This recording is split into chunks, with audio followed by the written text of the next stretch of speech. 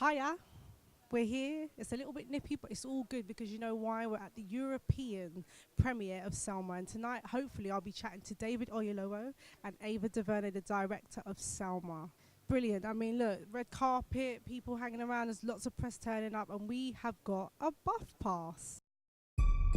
He's got supporters.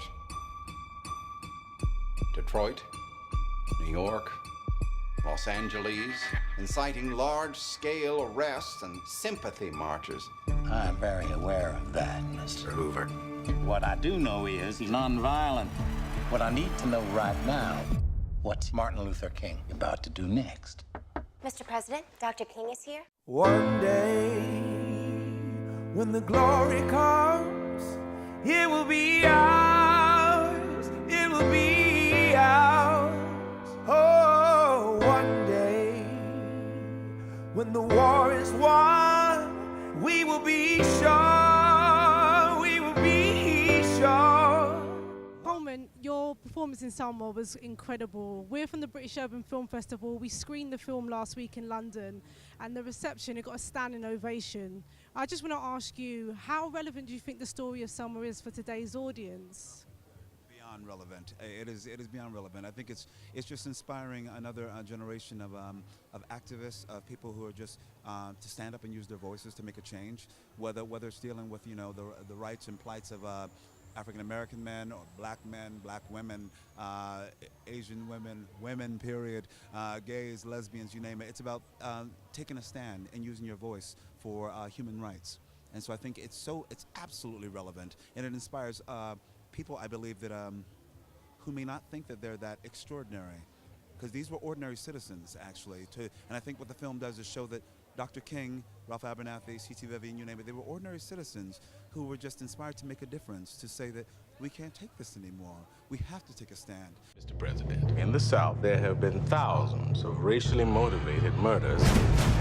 We need your help. Dr. King, this thing's just gonna have to wait. It cannot wait. You got one big issue, I got 101. Summer it is. Hi David, lovely to meet you. Ooh, I'm Claire, we're from the British Urban Film Festival, Bath. Lovely to meet you, great to see you in London. So how did you prepare for the film?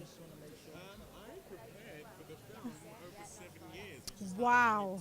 To get the film made, I first read it in 2007.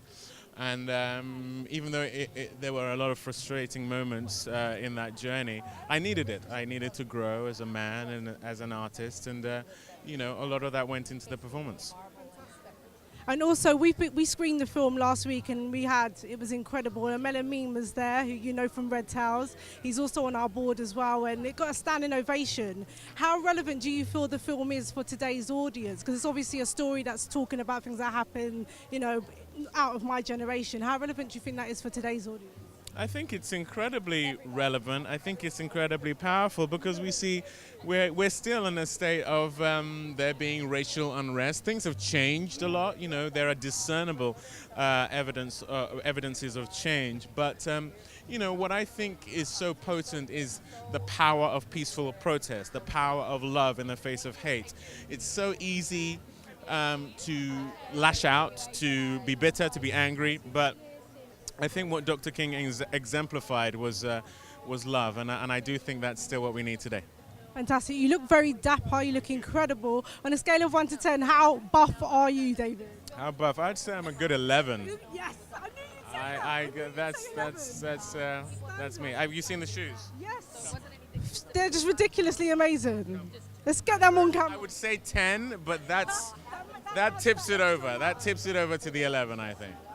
And obviously, just looking at your role in the film, you're Dr. King, and he has 4 children, and you're a father of 4 as well. Do you find that you're looking for roles where that serendipitous nuances are there, where you can find yourself in the character?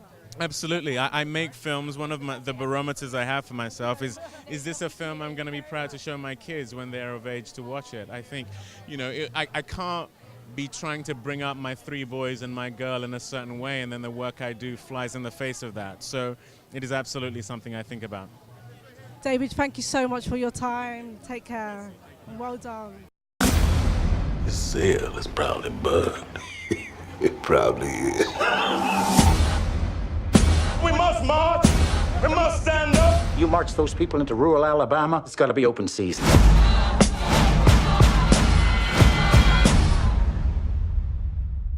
May I have a word? There's no word to be had. The people. The people. The people. The people. The people. There are 70 million people watching. These pictures are going around the world. We must make a massive demonstration.